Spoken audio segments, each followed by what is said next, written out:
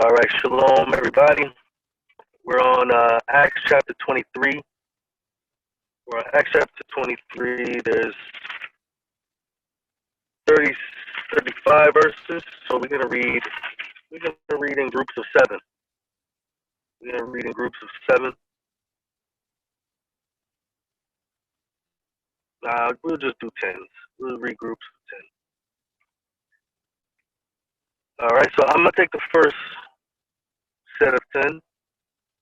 Again, this is Acts chapter 23. Let's start. Verse 1. It says, well, a recap. We just ended off with Paul going to the temple to try like some type of ecumenical to try to gain people to against what he was instructed to do by James was to go to the temple to complete a purification vow. And so when he went to go complete a purification vow, he runs into other individuals who recognize him, say that, blame him for bringing in Greeks to the temple and things like that. And they take him and they beat him. And then a centurion comes, a Roman soldier comes, and what he does is he mistakes him for Egyptian. And he's trying to basically complete this task of finding this Egyptian, but he finds Paul and he thinks he's the Egyptian. Paul speaks to him in his language, so he gets surprised. Then he tries to confirm his identity, asking him if he was that Egyptian. He says, no, he's someone else. So he puts him down. He starts talking to the people in Hebrew, and the people starts to listen to him. And he starts to break down his testimony. After he breaks down his testimony, the centurion decides to bring him into a castle, it says. And as he's bringing him in, he's planning to whip, to beat Paul until he gives him all the answers that he needs. And this is when Paul leans over and says that he's a Roman citizen, and that he was free from birth. He wasn't under the oppression of Rome, but he was a Roman citizen from birth because his father purchased citizenship. So after he does that, the Roman centurion puts him down and says, was afraid because according to laws, they're very strict about Roman citizens having their rights. So he was afraid, and he put him down. And when he put him down, it was because of the situation he was in, he was able to actually have another opportunity to speak to the priests and to the Jews that were trying to kill him in the first place. So this is where we are now, Acts chapter 23, and he's going to start to speak to the council that that basically is trying to kill him at this moment. So verse 1, it says, Paul, earnestly beholding the council, he said, men and brethren, I have lived in all good conscience before Elohim until this day. The high priest Ananias commanded them that stood by him to smite him in the mouth. Then said Paul to him, Elohim shall smite you, you white wall, for you sit to judge me after the law and command me to be smitten contrary to the law. And they that stood by said, are you reviling or speaking against Elohim's high priest? Then said Paul, I didn't know, brethren, that he was the high priest, because it is written, you shall not speak evil of the ruler of your people. But when Paul perceived that the one part were Sadducees and the other Pharisees, he cried out in the council, men and brethren, I am a Pharisee, the son of a Pharisee. Of the hope and resurrection of the dead, I am called in question. And when he had so said, there arose a dissension between the Pharisees and the Sadducees, and the multitude was divided. For the Sadducees said that there is no resurrection, neither angel nor spirit, but the Pharisees confessed both. And there arose a great cry. And the scribes that were with the Pharisees rose up and strove, saying, "We find no evil in this man. But if a spirit or angel have spoken to him, let us not fight against Elohim." And when there arose a great dissension, the chief captain, fearing lest Paul should have been pulled in pieces by them, commanded the soldiers to go down and take him by force from among them and bring him into the castle. That's 10. All right, so before I point out just certain things that stand out to me, I want to open the floor to everybody else who sees anything within these verses. So we're in the first 10 verses of Acts chapter 23. Does anybody want to point out anything from these 10 verses?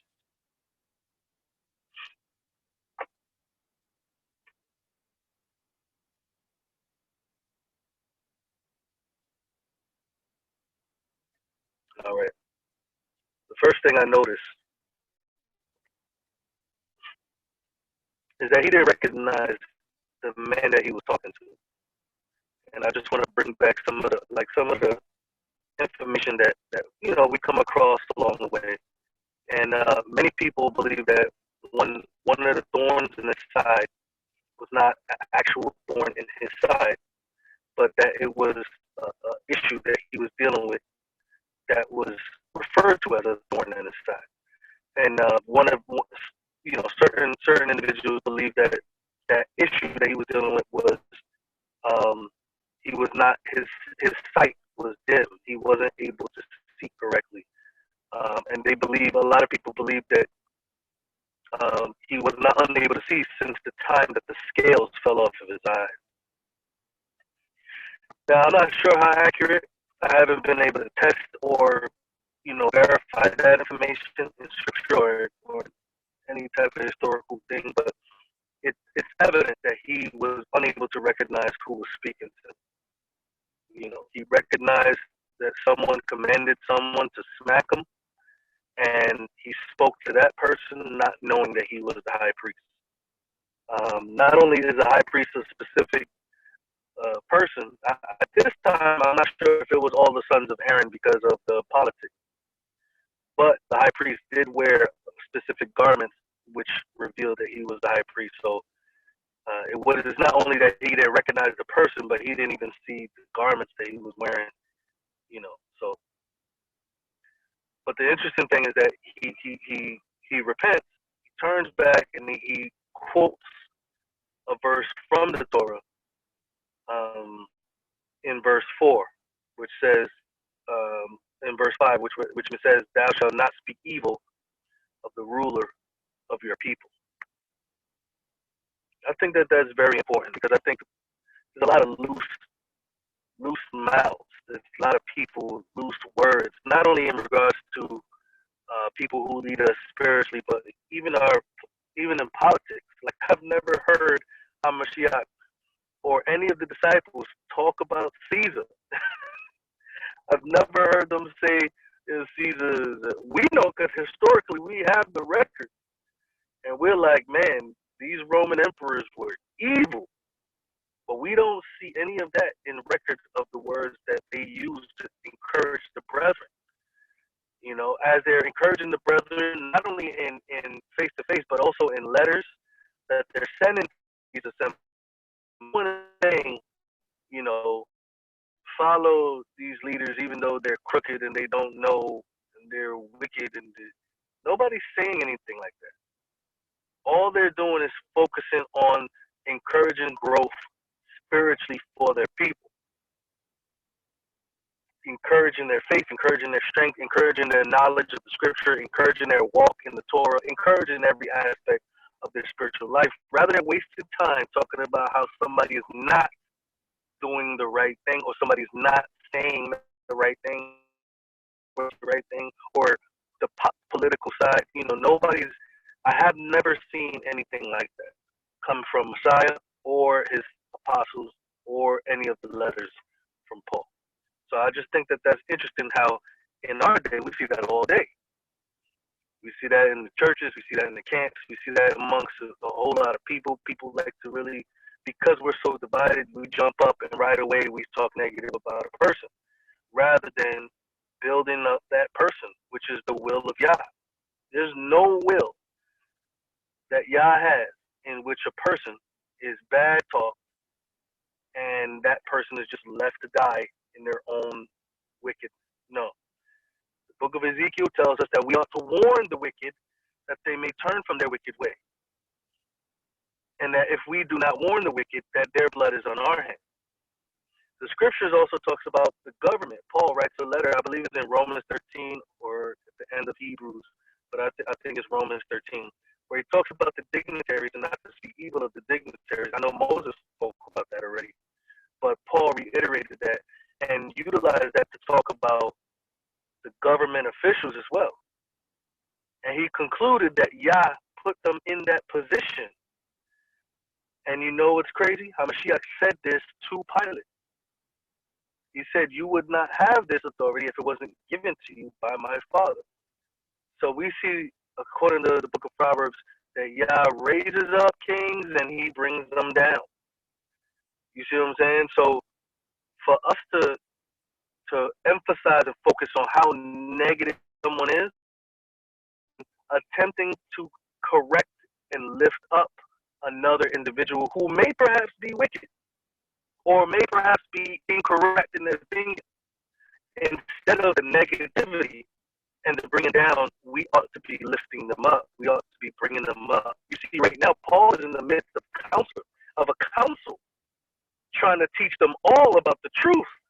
He's not bad-mouthing none of them, and they just finished beating him. He's still trying to give them the truth. You see what I'm saying? So I just love to see that strong mentality that he has, dealing with all these people, seeing the wickedness, feeling the effects of their wickedness towards him, and still attempting to correct their ways with the word of God. You know, that's long suffering. That is long suffering. I can't even picture long suffering being any less than what Paul is demonstrating right now. Of course, Hamashiach demonstrated it, but for someone other than Hamashiach, like Paul, to be demonstrating this type of long suffering, it's a rebuke to many of us who think that we're patient and long suffering, but we haven't gone to the extent of what Hamashiach and what Paul or what the apostles and the prophets have done, dealing with their own people. So I think that's one aspect, excellent aspect. The "you should not speak of a ruler" comes from Exodus chapter 22, verse 28. That's the cross reference that Paul is referring to from the Torah. But I don't want to go on if someone else wants to reference something from these verses. Does anybody else want to point anything out before we move forward? All right. I want to point out a few more things. The Sadducees and Pharisees was there, and it just made me look at the term Pharisee. And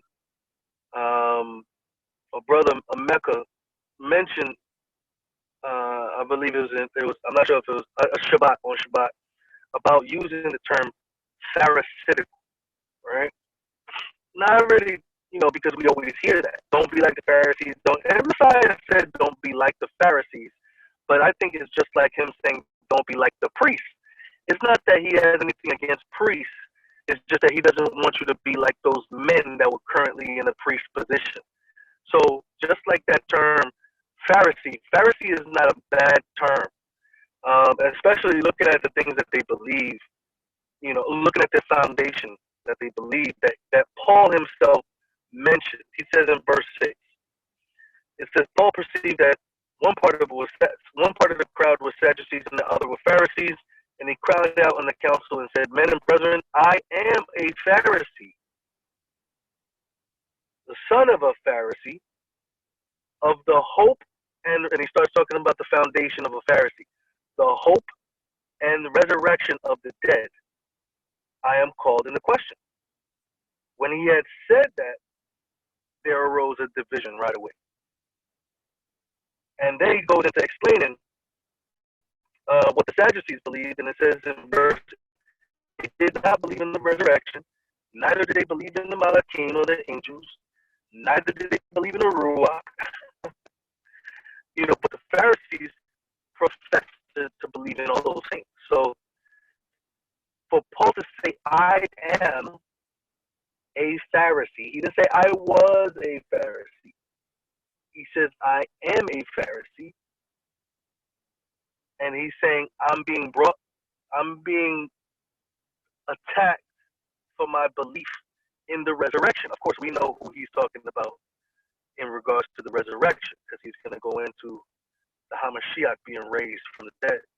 So he's saying, I'm being called into question for the resurrection. And this is so strategic because half of the people believe in the resurrection, half of the people don't. So the half that don't are coming at him even more, and now he has the other half at his defense. So I just think it's so interesting how strategic he was in saying certain things to get them to recognize what he was actually standing for. You know what I mean? And to see if it would connect in their thinking. Go ahead, JP. I was just thinking about the Pharisees and trying to place them into the timeline. It seems as if they were, as I'm looking up information on them, it seems like as if they were, I guess you would say direct descendants, of the people. You know what I mean? So since they're direct descendants of the people, and them being Israelites, right? I wonder at what time or what point did they start adding on, the oral traditions, men's traditions within, it seems like because, of course they had the script, they had the scrolls at the time, should we say, they had the scrolls and they read them. So they understood that Yahuwah's word it was his word and that was it. But then it seemed as if at certain times they started implementing on top of, when there was not enough clarity for some of them, they would say, well, this is what it really means. And we see that within, if you did read or if you have read, the Talmud or the Mishnah, when I've seen little pieces of it, I've seen how they've just said they've kind of had the law or that certain command and they add on to it. But it's pretty interesting that, Paul's, like you had stated for verse 5, he's showing that he's like, I'm from this line, like he says, I'm from the tribe of Benjamin. I'm coming from these, I'm an Israelite, in blood and family. And, then his dad's a Pharisee, he says. He's like, so right. If anybody's, I'm deep, I'm in it. And then but it's so to see his understanding, it's amazing because, again, he understood not only the scrolls and the scriptures, but he understood the oral traditions that they tacked on that he probably didn't realize before. So just thinking about the Pharisees in that sense of, I would like to probably look more into, I don't know how, but I would have to look more into some of their historical aspects of, because I would only assume that they were true Israelites from the beginning, as we see in Exodus. But I wonder if in the scriptures that we have in front of us, if there's points where we can see that they add, or if not, you know what I mean, or if that's just something that, you know what I mean. So just want to bring that out. I think well, there's multiple instances in the Gospels. Let me point out a few. Now the Pharisee was an established group. It wasn't that the Pharisee was a bloodline type of thing. It was like a it's like a fraternity. There we go, like a fraternity. Like this is a group of Pharisees that teach Now, the interesting thing is you can tell that there is that type of philosophy, that mysticism, because the Sadducees, they read the Torah. It wasn't like they didn't read the Torah. They read the Torah, but the Sadducees came up with something else. Like they didn't believe in angels. I don't know how you read the Torah and not believe in angels or resurrection or the spirit or spirits, referring to the angelic hosts or whatever. So it's just interesting to see like their conversation. Like there was always this dissension. I don't think that this was necessary referring to the Mishnah, because I believe that Mishnah and another man named Halal, Mishnah and Halal came about like probably during this time. So they were not the ones that set up the Pharisaical teachings. They were like being set up at this moment. Like people were following after the Mishnah and the Halal at that moment, and they also did the philosophies. Now I believe that every time they were conquered, that's how a little bit snuck in. So when you look at the Maccabees, you'll see how the Greek Empire wanted them to. It was like forcing them to take their philosophies and their cultures. And it's interesting how comfortable Paul was walking into that Mars Hill, that Greek, Greek gods all over. He was real knowledgeable. Even about, he quoted a book from the Greeks in Acts chapter 17. So it's interesting how much Paul was engulfed in. Like he was engulfed in the philosophies. He was aware of the Greek philosophy. He was in it, like you said. The Sadducees were more stuck on the philosophy aspect and moving more away from the Torah aspect. They were looking at the Torah and then mystifying what the meaning were. That's why the Sadducees usually were the ones that asked Messiah, "What authority are you speaking like? Like how? Why are you being so absolute?" Because they were not absolute; they were more mystical. But I want to point out one instance in Matthew chapter 15 to see a little bit of the teachings, the oral teachings that were creeping in. So Matthew chapter 15. Let me see if I can find it. Yeah. So Matthew chapter 15, I'm going to start from verse 3. It says, "And he answered and said unto them, Why do you also transgress the commandment of Elohim by your tradition? And he says, For Elohim commanded, saying, Honor your mother and father, and he that curses father or mother, let him die the death. But you say, Whosoever shall say to his father or his mother, It is a gift, by whatsoever you might be profited by me, and honor not his father or mother, he shall be free. Thus have you made a commandment of Elohim not affect by your tradition." So we have Messiah quoting one of their teachings that directly contradict the Torah or the commandment. So there were quite a few.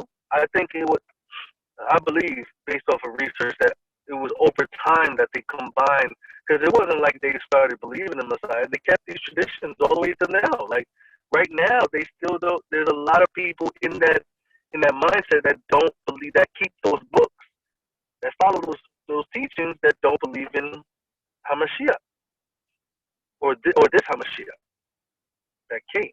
So you can find them. When he's conversating with them, a lot of times he's refuting a lot of teachings that they're teaching.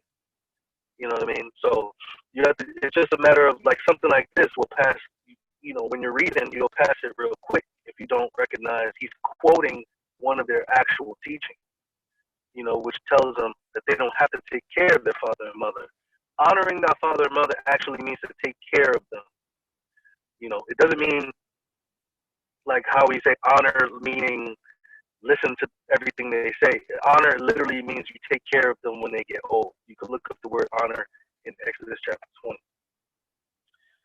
20. But yeah, so this is how it was developing. That teaching, that tradition, it was developing at that time. And the Mishnah and the Halal books came out like during the Apostles' time. It was still after Messiah, like around Josephus' time. And they just continue to add, and they still add to it now. They still add to it now. So it's a matter of cutting all these things off, coming back to the root, and that's all you need to follow. Paul said, everything that has not been laid down by Messiah will be uprooted. So we should basically toss out anything that does not have roots in what we read. Something that if we can't teach it, we shouldn't feel so convicted to keep something that we can't even teach. Everything that we do, the scripture says we need to be ready to give an answer. We need to be ready to give an answer. So if you can't give an answer from scripture, then you need to question whether or not you should even be following. You know. But anyway,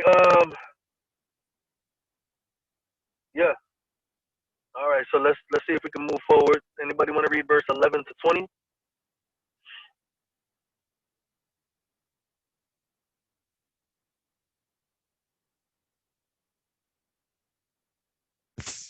All right. All right. All right, Joseph. All right, brother Joseph. Go ahead, bro.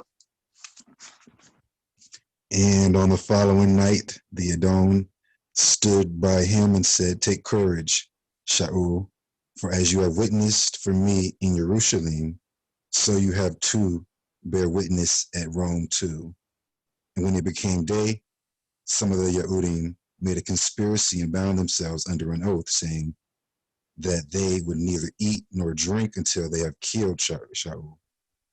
And those making this conspiracy were more than 40, who, having come to the chief Kohanim and elders, said, "We have bound ourselves under a great oath not to eat at all until we have killed Shaul. Now, then you with the council inform the commander to have him brought down to you tomorrow, as intended to examine more exactly all about him. And we are ready to kill him before he comes near." And when Shaul's son heard of their ambush, he went and entered into the barracks and reported to Shaul. And Shaul, having called one of the captains to him, said, "Take this young man to the commander, for he has somewhat to report to him." He indeed then took him and led him to the commander and said, "The prisoner Shaul called me to him and asked me to bring this young man to you, having somewhat to say to you." And the commander, having taken him by the hand, went aside by themselves and asked, "What is it that you have to report to me?" And he said, "The Yehudim have agreed to ask that you bring Shaul down to the council tomorrow, as intended to inquire more exactly about him."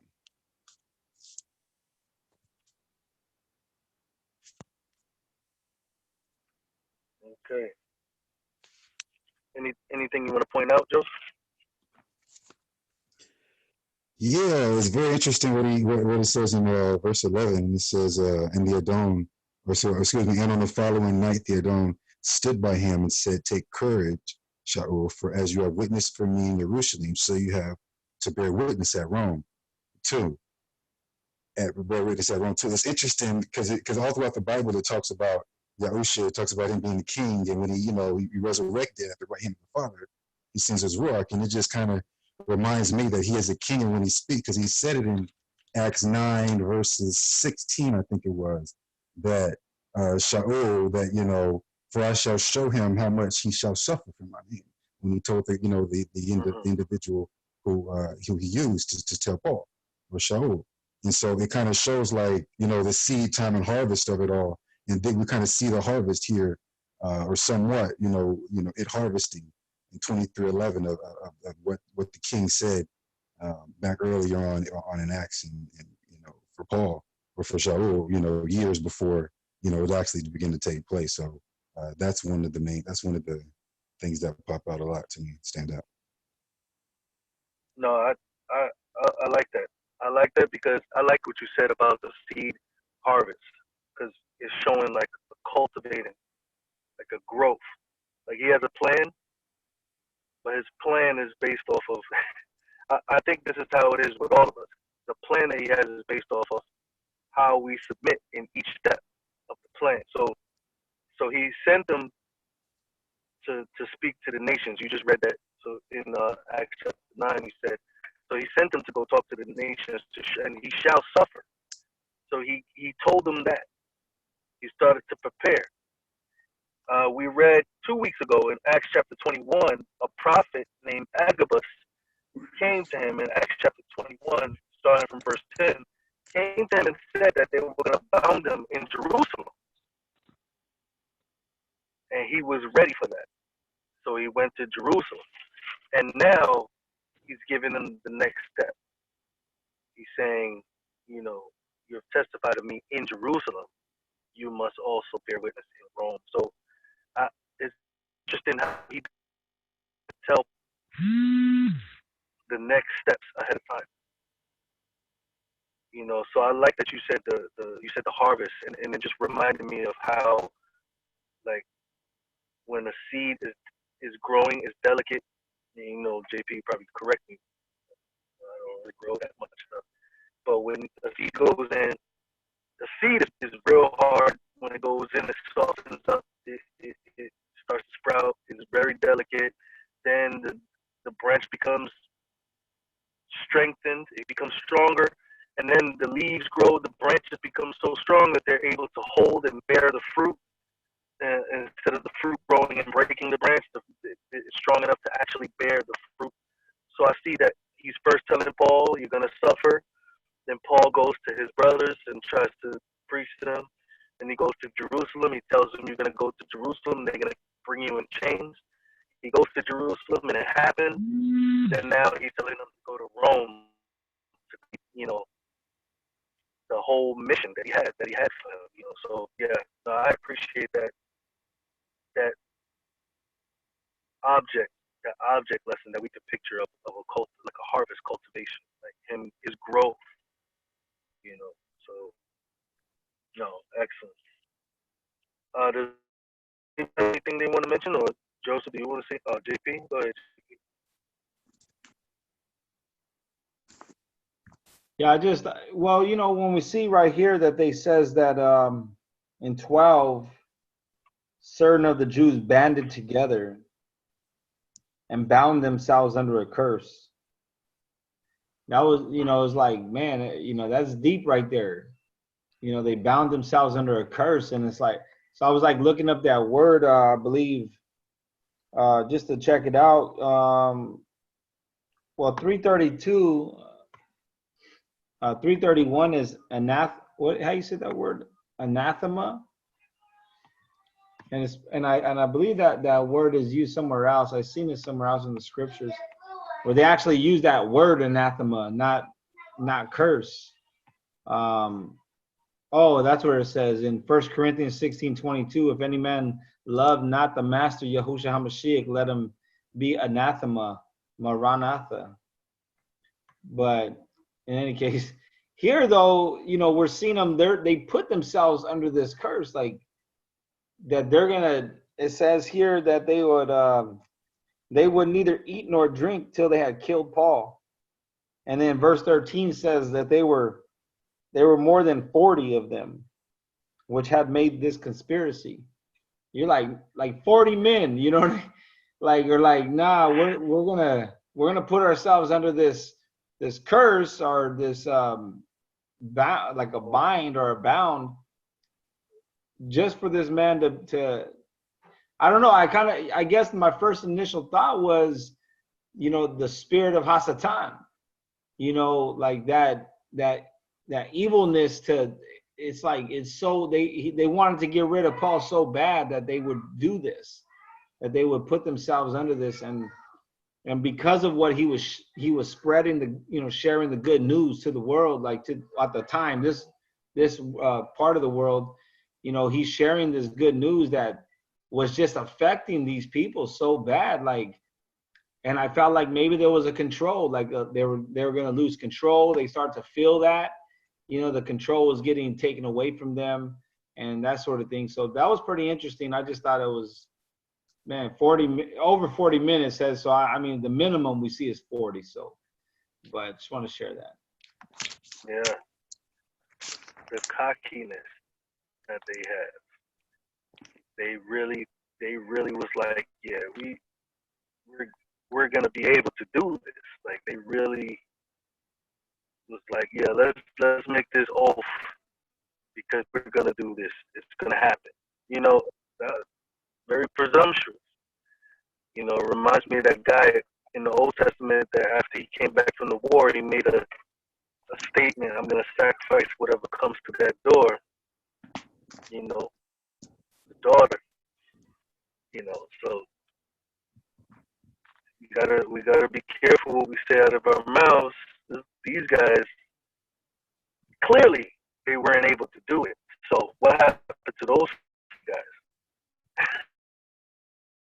You know, so oh, go ahead, brother Joseph. Go ahead.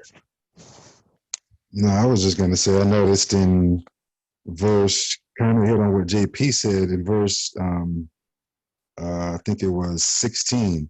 And it says, and when Shaul's sister heard of their ambush, he went and entered. When Shaul's sister's son heard of the ambush, he went and entered into the barracks and reported to Shaul. It kind of reminds me of what Yahusha said when, I think it's in John, definitely is in John, when he said, in the earth you shall have tribulation, but he's overcome the earth. Like he's overcome, like Yahusha had a way already planned, kind of like with Abraham and the ram, you know, in the thicket. But it's almost as if Yahusha had a way to deliver him.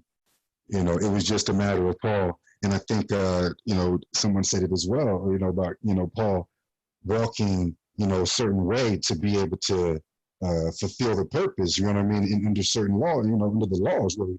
And it kind of interesting that all this whole chapter talks about is, it kind of hits in Matthew 5, I think about 5:36, when, when Yahusha is kind of given his commandments, and it talks about do not resist the wicked. And so this whole chapter and all of Acts, really, we see Shaw's life, that he didn't resist, what was happening. You know what I mean? He continued to love his enemies, bless them, was cursing him, all these different things.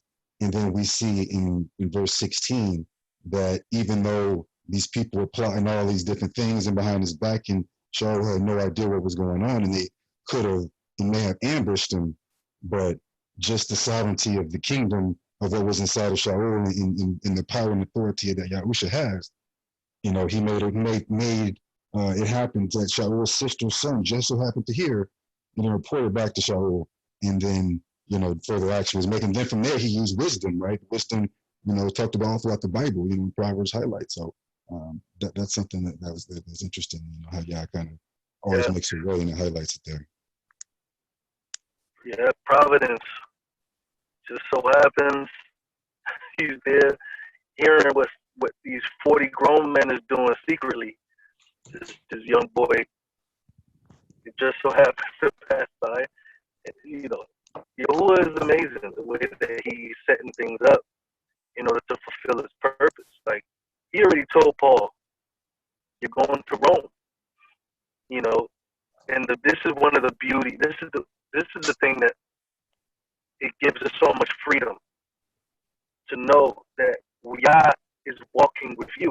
Like, where you go, he's going to go with you. This is what he promised. It's not like every single place, every single thing that we say, of course it has to be in a righteous guideline.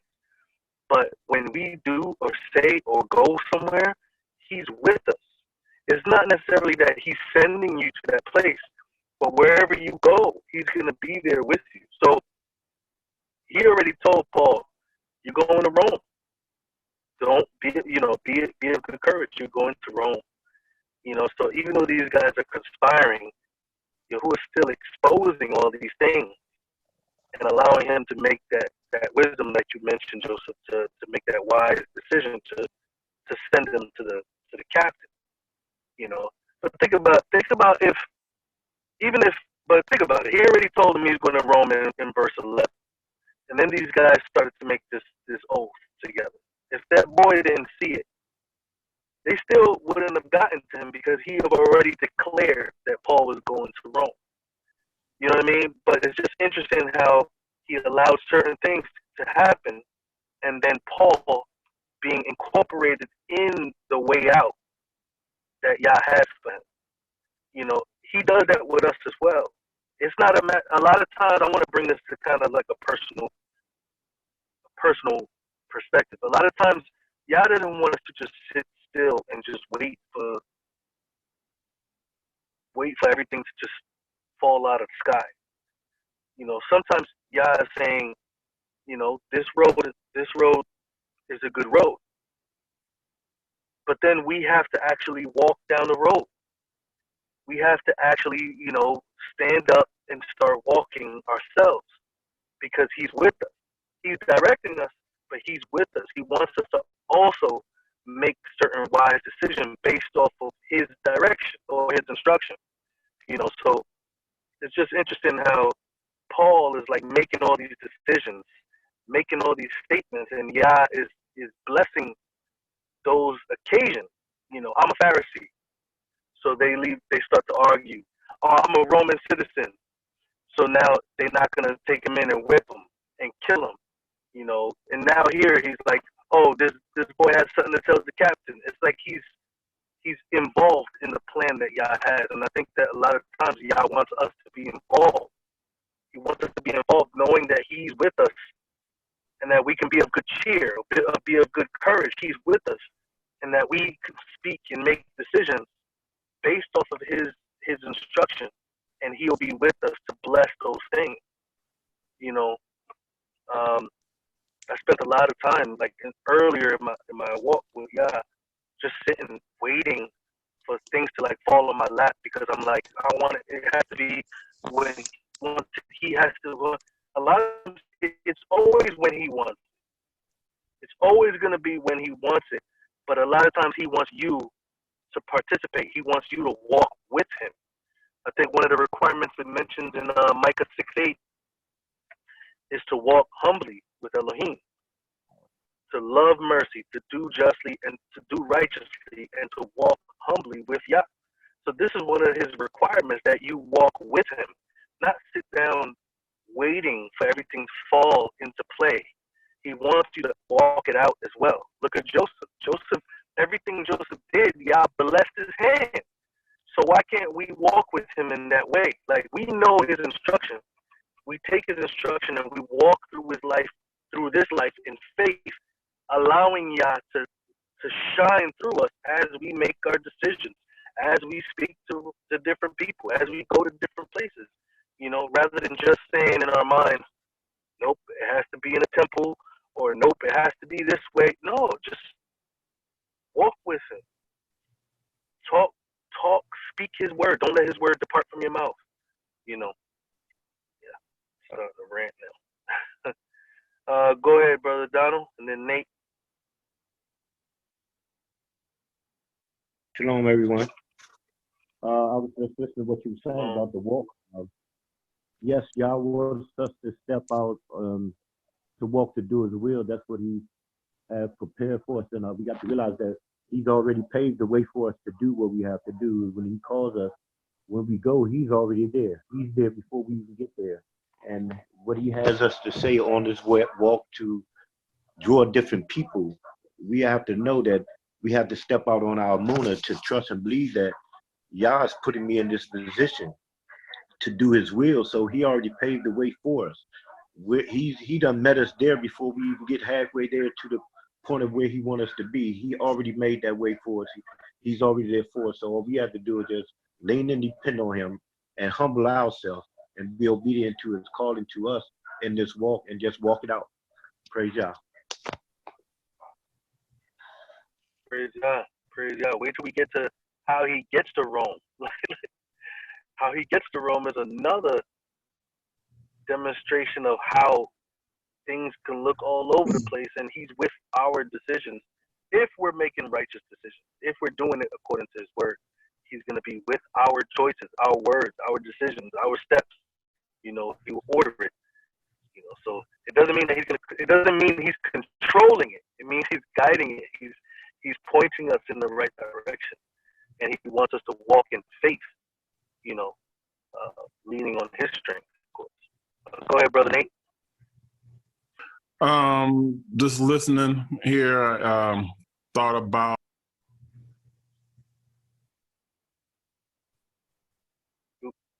what? Nate, hold on one second. Go ahead, brother. Can you hear me now? I'm sorry. Just thought about Matthew 10:19. But when they deliver you up, do not worry about how or what you should speak, for it will be given to you in that hour what you should speak. So I just, I think Paul, that's an example that he just, I don't think, like Brother Donald was saying, he was standing in the Muna, and, all this happened. It wasn't by happenstance, but every time he said something, it was at the right time. He didn't have to fret about it or worry about it, but everything that he said further purpose the will of Yah, because he was, I believe he had to be in prayer and standing in the Muna, and what he needed to say was given to him. It all just, for me, I thought about that, and it kind of brought me to that scripture as we was reading this passage, that don't worry about it. Yeah. Absolutely. Matthew, you said Matthew 10, verse 19 and 20, where it talks about don't think of the word, for that very hour, the Ruach of your Father will give you the words to speak. It's amazing to know that he's just like Moshe, just like what we did with Moshe, where Moshe was like, oh, I can't speak to these people. I don't know what to say to them. And he's just like, I'm going to put the words in your mouth. I made your mouth. Who made your mouth? So it's interesting how he's now, from the beginning in Torah all the way to now, the apostles, he's saying the same thing. Don't think about what you're going to say. I'm going to give you the words to speak. So we definitely see Paul manifesting that in these last few chapters, and we need to, these are written for our example. These are written for us to learn how they demonstrated their faith, and to also demonstrate it as well the same way. Not the same way, because Yah made each one of us unique, but the same strength that Yah gave to them, he is desiring to give to us as well. To speak before kings and councils, and to help thousands of people come to Yah. But a lot of us is relying on so many different things, so many different situations. Oh, I would do it if my environment was this way, or if the situation was this way. Paul is getting beaten, and he's completely relying on Yah to give him the words to speak. He's not telling them, how come you guys are whipping me? How come you guys are beating me? How come you guys are throwing me in prison? He's not doing any of that stuff. He's simply letting Yah use him in every aspect. And then when he speaks, we see Yah blessing his attempts. Yah doesn't need him to do those things. Yah could have protected him by himself, but he's using, Paul is speaking in wisdom, and Yah is using what he's speaking as an occasion to manifest his power and his guidance. That's what he wants to do with us. He's just showing us what he wants to do with us. Go ahead, JP. I just wanted to bring out some scripture here in Isaiah 43, the first 2 verses. He says, but now thus saith Yahuah that created thee, O Jacob, and he that formed thee, O Israel, fear not, for I have redeemed thee. I have called thee by thy name, thou art mine. And verse 2 is the one that I think is heavy. I love it. When thou passest through the waters, I will be with thee, and through the rivers, they shall not overflow thee. When thou walkest through the fire, thou shalt not be burned, neither shall the flame kindle upon thee. For I am Yahuwah the Elohim, the Holy One of Israel, thy Savior. I gave Egypt for thy ransom, Ethiopia and Seba for thee. But I just thought that was amazing, you know, just that, like what's being spoken of is that Amunah in knowing, like, no matter what, like when you got that Amunah, that faith, you're just like, it's gonna happen. I'm just gonna walk. Like he says, like, I mean, I think of it in a real sense, like when he says, and through the rivers they shall not overflow. Like, I'm gonna walk through this river, and it's not gonna be that deep where I can't get across, you know, walking. You know what I mean? Like, I just love that, you know. So it just excites me to see, like, how we're talking about going back to Paul. Like, Paul's like, I know I'm getting to Rome. I want to be in Rome. Like, you know, it's just this whole like trust and knowing, and not having that lose of faith and saying, oh man, oh, you know what? I don't think I'm gonna make it. He's like, it was just this faith that I was just like, wow, like, you know, and I believe that in that sense of having that, even in our today, in our walk, is saying, like, no, this is what we're commanded to do. Now just go and do it. And know that Yahuwah, we're sealed with Elohim. We have the seal of Elohim. Ain't nothing gonna touch you. You know, have no fear. And so I think about that. Last thing I'll say is I think about that when, you know, we talk about witnessing to brothers and sisters that are still in the world, the lost sheep. And as we were once lost and have been found. And so when we start to go and witness with boldness and being with that courage, you're not worried about who they are, what they look like, where they're from. Like, I used to, you know, have a different mentality like that, where I was like, I can't talk to certain people because, you know, you had a fear. But now that I got the seal of Elohim, there's no more fear. You know, you don't know, these are your brothers and sisters, like I said, the lost sheep. So hallelujah, brother. Hallelujah. Hallelujah. He's with us. Says he's with you. When you go out, when you come in, he's with you. It's not, you know, go where I tell you to go. Of course it's go where I tell you to go. But if you decide to go, especially if it's not like you're not going towards wickedness purposely. But if you're going, like, to work, you're going to the store, you're going to check this out, to check that out, he's going to be with you. He's going to help you find favor. You know, when Daniel was in Babylon, he went with Daniel. He manifested his glory in Daniel while he was in captivity. You know what I mean? So right now, they're in captivity to Rome, and he sent his son to manifest his glory and his power and strength while they were under the captivity of Rome. So what do we got to worry? What do we got to be afraid about? You know, the least that can happen is us get corrected and learn something new. That's the least. That's the least that will happen to us. At this time, you know, because we probably may get thrown in prison and being just like Paul. But at this time, what's the least that can happen? You know, somebody saying, I don't agree with you in a loud voice. Like, no, okay, that's fine.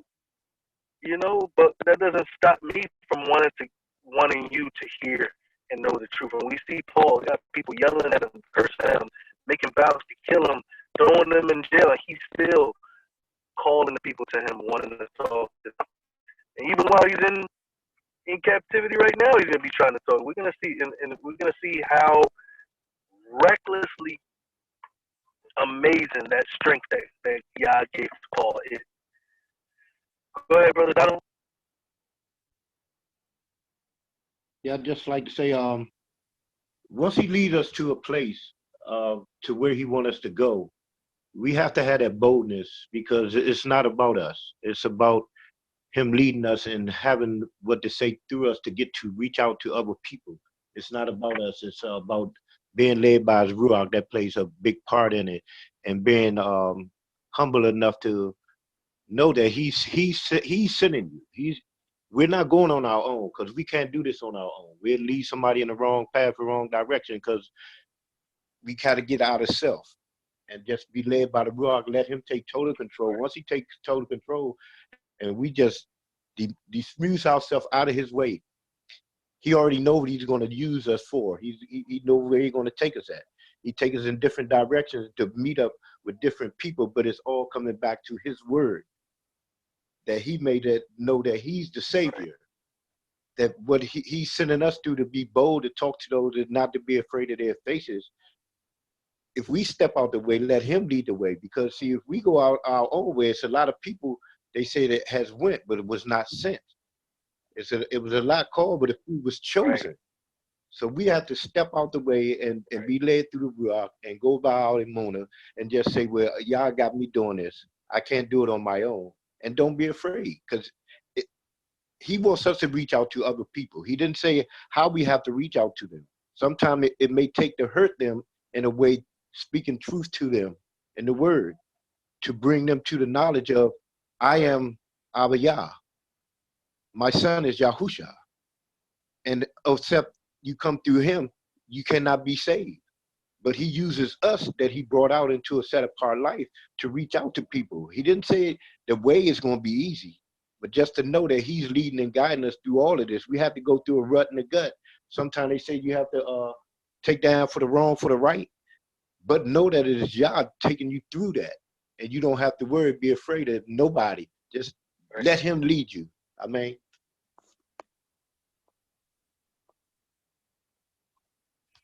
Hallelujah. Right. Fear. He does not give us a spirit of fear, but of peace and a sound mind and power. All right. So, anybody wants to read straight through? We can read verse 21 to 35. Go ahead, Brother DP.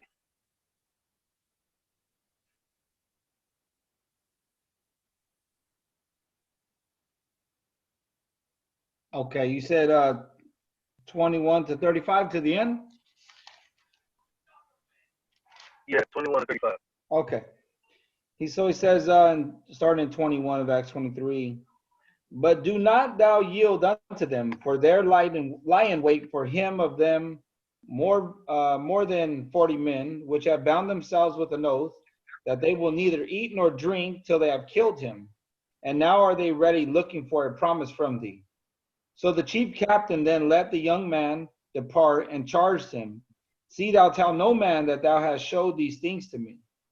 And he called unto him 2 centurions, saying, make ready 200 soldiers to go to Caesarea, and horsemen 70, and spearmen 200 at the 3rd hour of the night, and provide them beasts, that they may set Paul on and bring him safe unto Felix the governor. And he wrote a letter after this manner. Claudius Lysias, unto the most excellent governor Felix, sendeth greeting. This man was taken of the Jews, and should have been killed of them. Then came I with an army and rescued him, having understood that he was a Roman. And when I would have known the cause thereof, wherefore they accused him, I brought him forth into their council, whom I perceived to be accused of questions of their law, but have nothing laid to his charge worthy of death or of bonds. And when it was told me how that the Jews laid wait for the man, I sent straightway to thee, and gave commandment to his accusers also to say before thee what they had against him. Farewell. Then the soldiers, as it was commanded them, took Paul and brought him by night to Antipatris. On the morrow they left the horsemen to go with him and returned to the castle, who, when they came to Caesarea and delivered the epistle to the governor, presented Paul also before him. And when the governor had read the letter, he asked of what province he was. And when he understood that he was of Cilicia, I will hear thee, said he, when thine accusers are also come. And he commanded him to be kept in Herod's judgment hall. Man, that's deep right there. It just, reading how many men this guy put together. The chief captain, it says, he put together, well, it says, called unto him 2 centurions, and he told them, make ready 200 soldiers, and horsemen 70, and spearmen 200 at the 3rd hour of the night. And then to put Paul on a horse, like, you know, put him, it says, and provide them beasts that they may set Paul on and bring him safe unto Felix, the governor. So like, once they found out like Paul was a Roman citizen, like they really were cautious. This man was cautious, like, you know, and it's pretty interesting the favor. You know, there's a lot of favor I see here happening. You know, they're protecting Paul, and it's not through man. I mean, I believe at this point it's like there's a purpose, like we've been talking about. There's a purpose, and you see the purpose happening, and it's not being by the Jews or the, you know, there is being by the Roman people. You know what I mean? What you would call Gentiles or the heathen. They're over here like, we got to take care of this because, you know, we're gonna do they had a proper way. So that was interesting. Yeah, no, even in the letter they send saying, I don't see anything worthy of death. Or this is the 3rd time a Roman governor is actually saving Paul. Like, remember the first time he said they're talking about their law, but they're not talking about Roman law, so let them go. The second one was like, you could beat him, whatever, just, you know, he's not my concern. And then now he's like, you know, get the soldiers. We need to get this man safe to the other side. You know what I mean? So, you know, praise God, like utilizing pagan army to protect them from the rebellious Yahudim. You know, if he could do that, imagine what he could do for us. You know, when we go out in this world and we're so afraid to kind of connect with the heathen, connect with these people in these different places, like when Yah is actually moving to help you find favor in the eyes of men. That's what he says in Scripture. Throughout Scripture, he says that we find favor in Yah and with men. But it's Yah that gives us favor. It was Yah that gave Daniel favor in the eyes of that soldier that didn't chop his head off. When you look at it, the soldier was supposed to kill them, and Daniel asked the soldier to can he go talk to the king first. You know, so it's just interesting how Yah is able to help us to find favor in the heathen nation. And it's interesting that it's by their examination.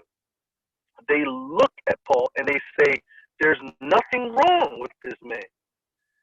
They examine Paul and he is blameless in their sight. You see what I'm saying? This shows us the responsibility we have in how we present ourselves to the heathen. You know, the heathen shouldn't have any type of unrighteous, anything to point out from you. They should be able to look at you and say, I have nothing to accuse this man. Just like they said to Paul 3 times, and what they said to Hamashiach, and they said that to Stephen before they stoned them, unfortunately. You know, so we need to be like these men. We need to be living in a way where not only is Yah pleased with what we're doing, but the heathen can clearly see us and see righteousness and see that there's nothing to accuse us with as well. So this is an interesting characteristic that Paul has that we should all have. Go ahead, Brother Joseph.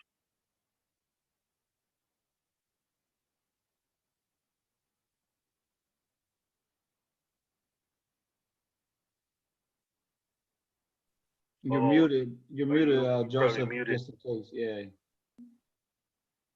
Okay. I got it. Okay, yeah.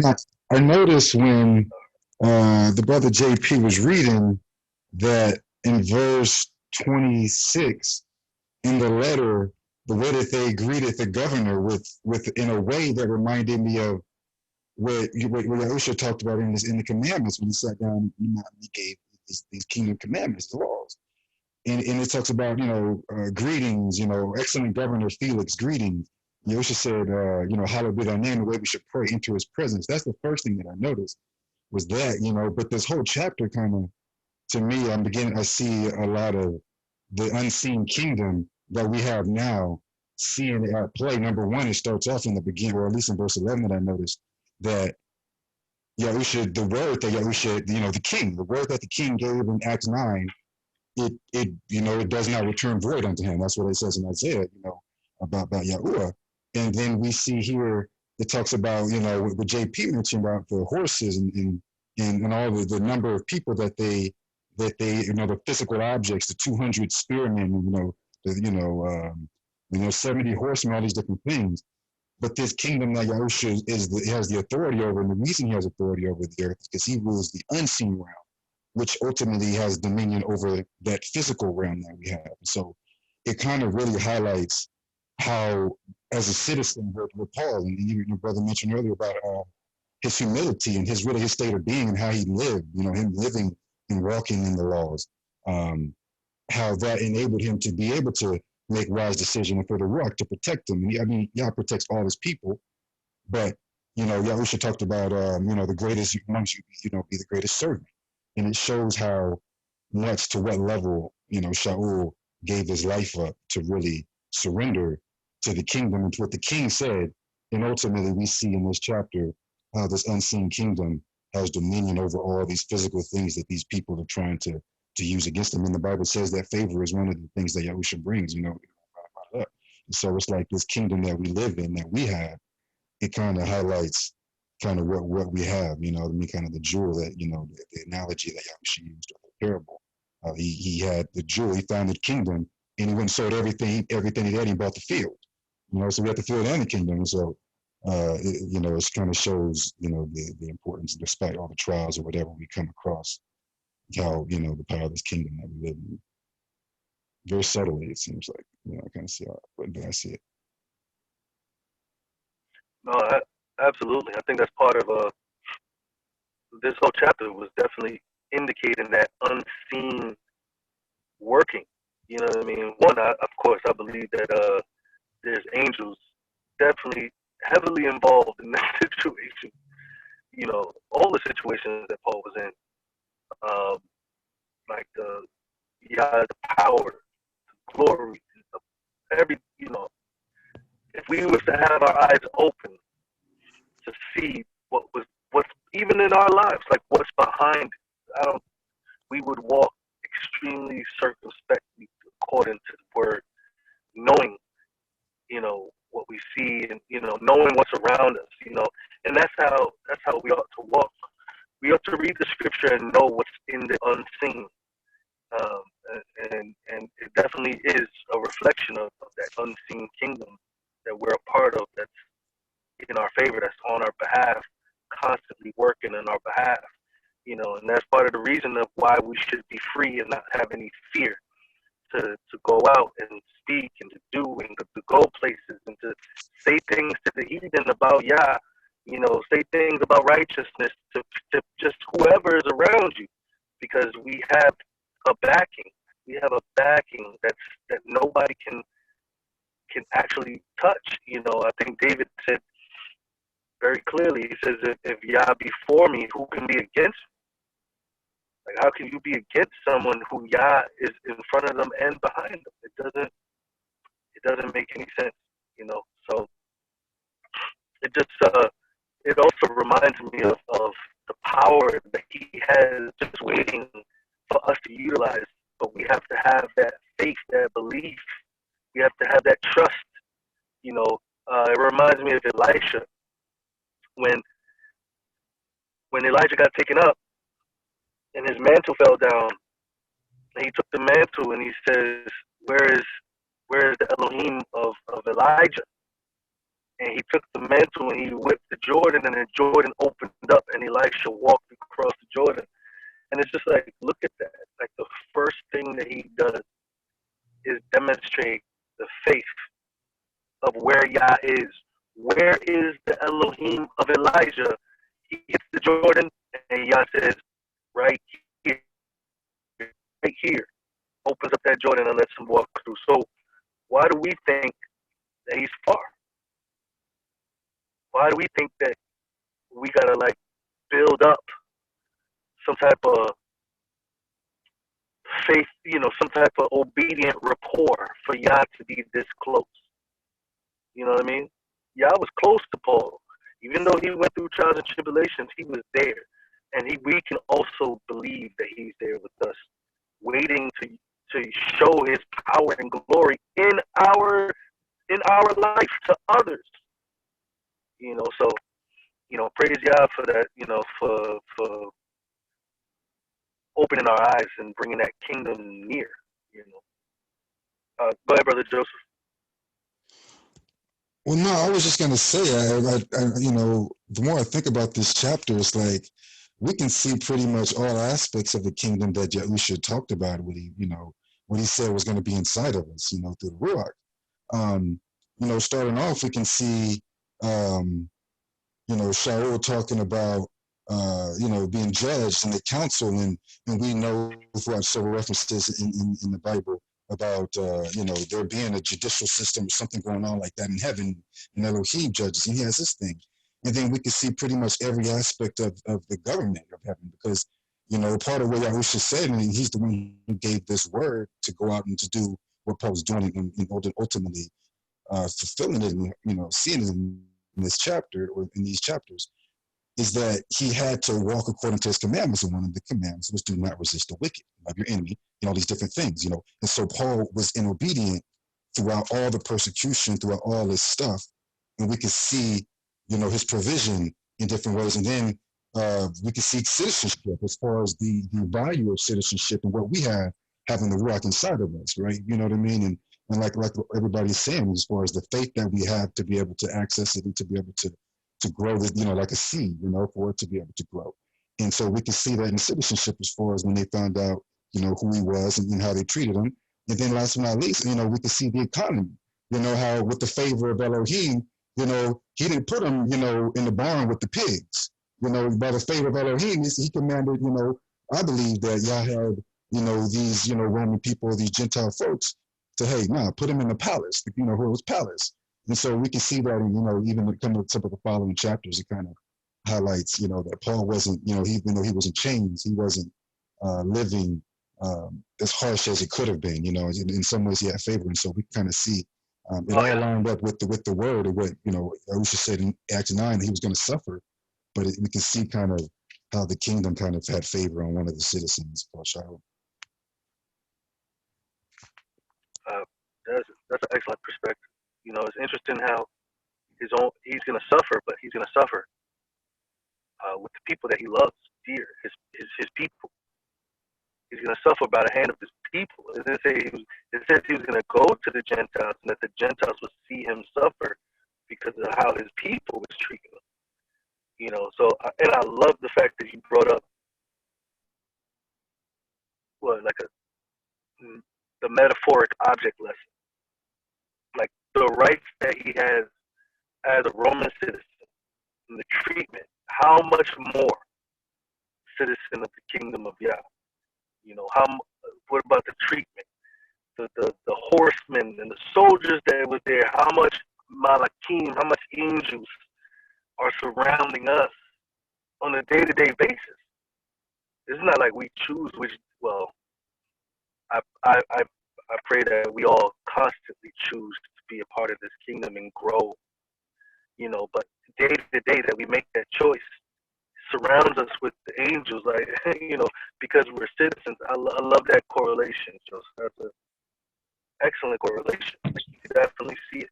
You can definitely see what he's a part of, and how much of an influence that has even on the heathen.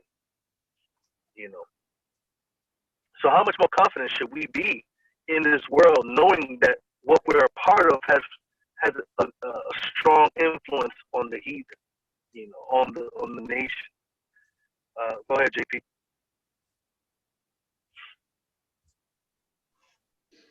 Oh man, just now I got to read this. I had something else, but because you talked about that, and I want to bring that up, I will say that talking about the protection, that protection around us, coming out of Second Kings.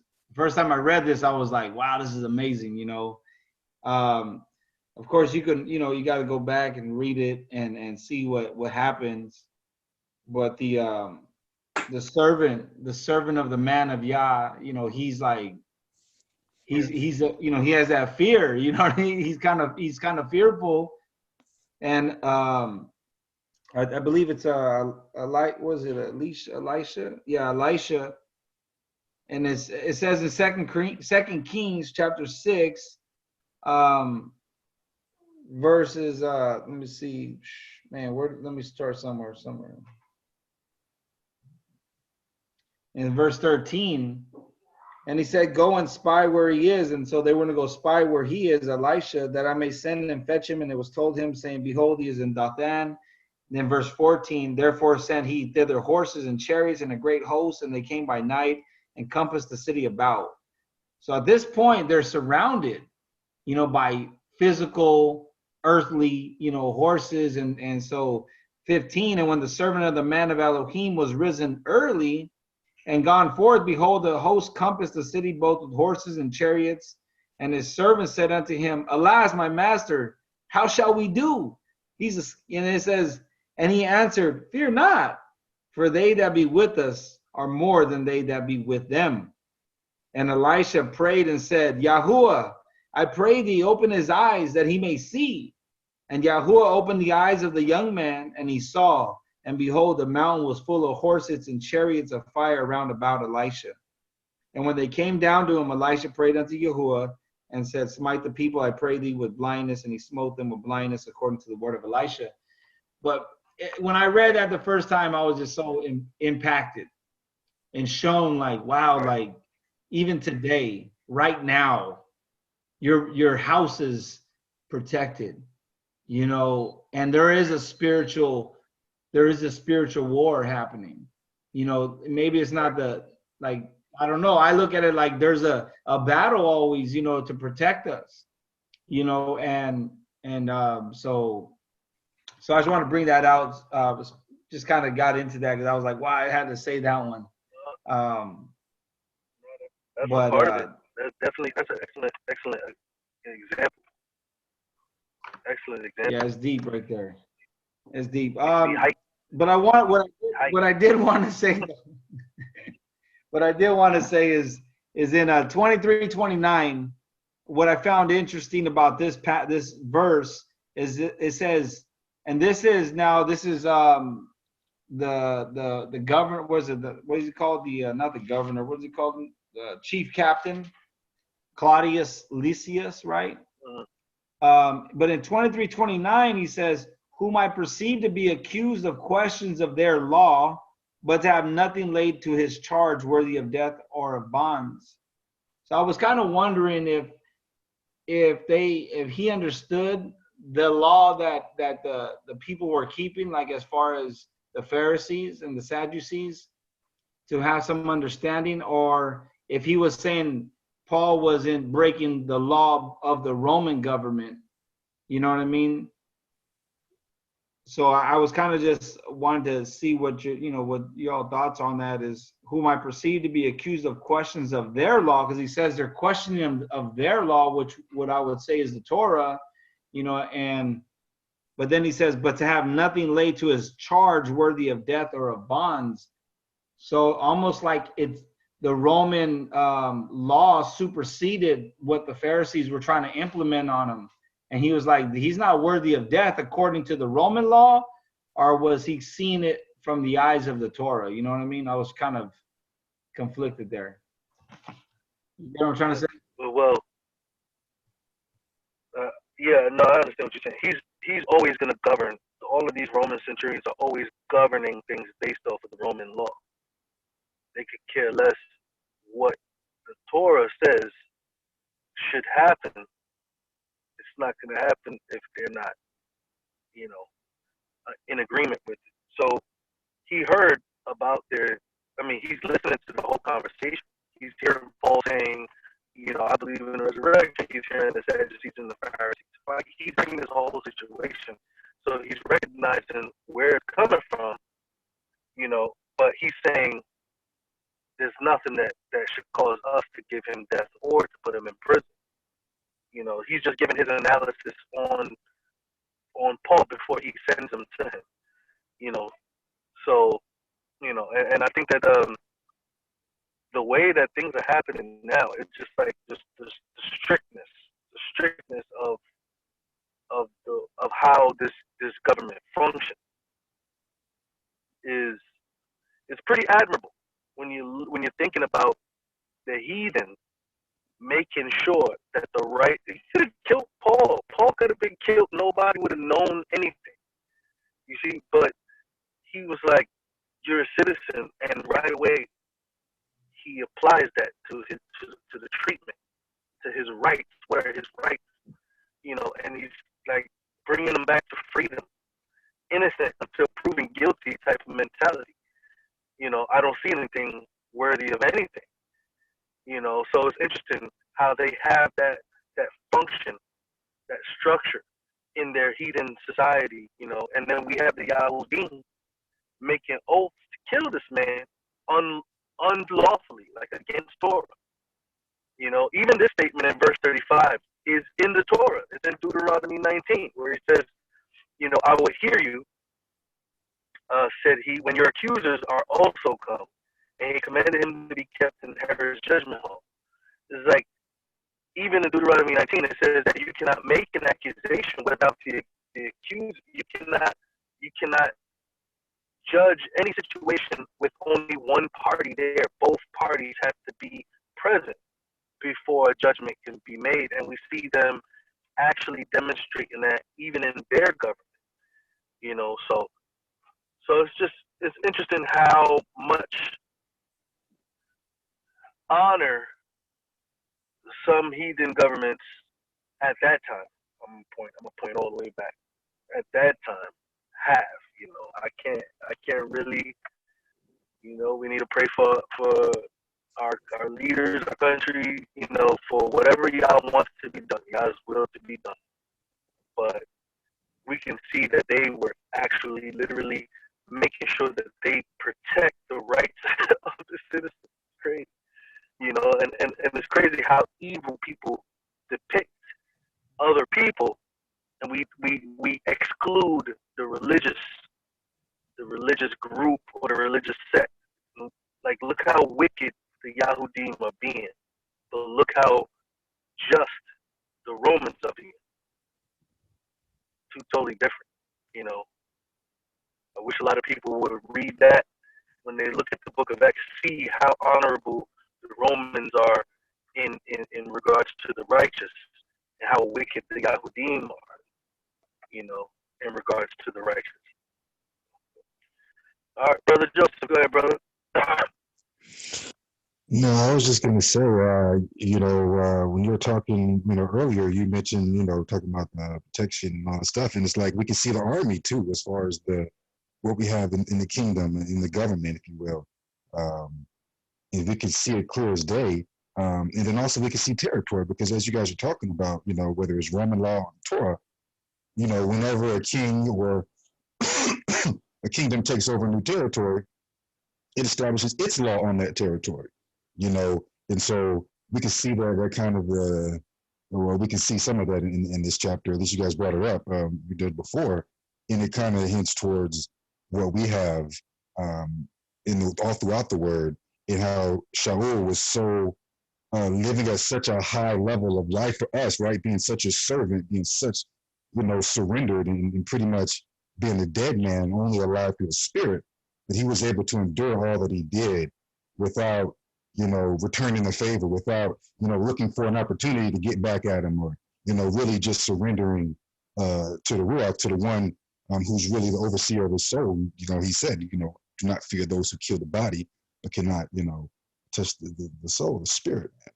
And so we can see that in these verses, specifically the army, what we have in the spirit realm, which is much greater and larger than we could ever imagine, or these human people could ever do, and much stronger. And we can also see the territory, as far as with the Roman Empire, and when the kingdom of heaven comes inside of us, and how at this stage, of Yah's time plan, that it's for him to establish his government inside of us, inside of this territory, And then ultimately that, leads to outwardly in the earth and other people and all that stuff. And so we kind of see a picture of all that stuff kind of here as far as the elements of the kingdom that Yahusha taught and kind of seeing it in play in certain ways. Right. Yeah. Yeah. Like the movement of the people towards righteousness, based off of the impression that they're getting from the Ruach, from angels, from Yah.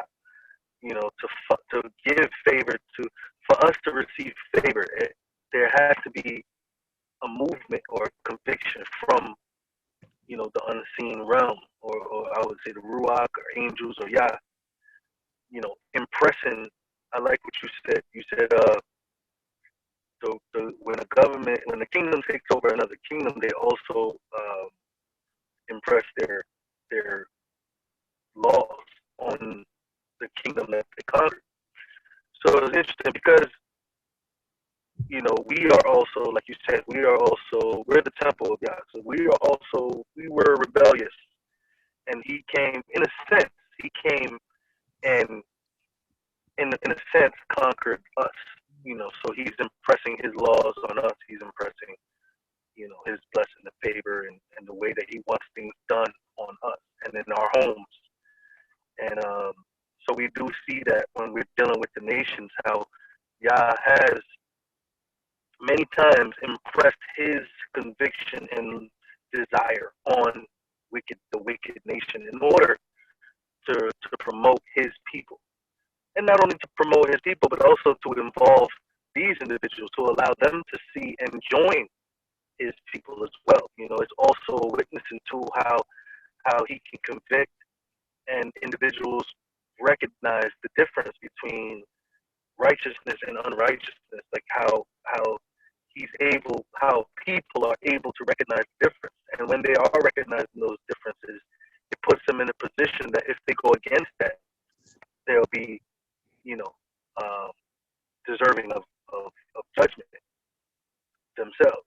So I think it also shows us how he's going to bring judgment on this earth as well, because when he convicts the nations and they accept the understanding of what's righteous and what's not righteous, if they go against it, they will be held accountable to that as well. Just like us, when we don't know what the Torah says, it says that Yah winks at our ignorance. But when we know what the Torah says, now we're held accountable for our actions. And if we go against it, there's no more, there's a rightly deserved, punishment that follows. So that government impression, I have to agree.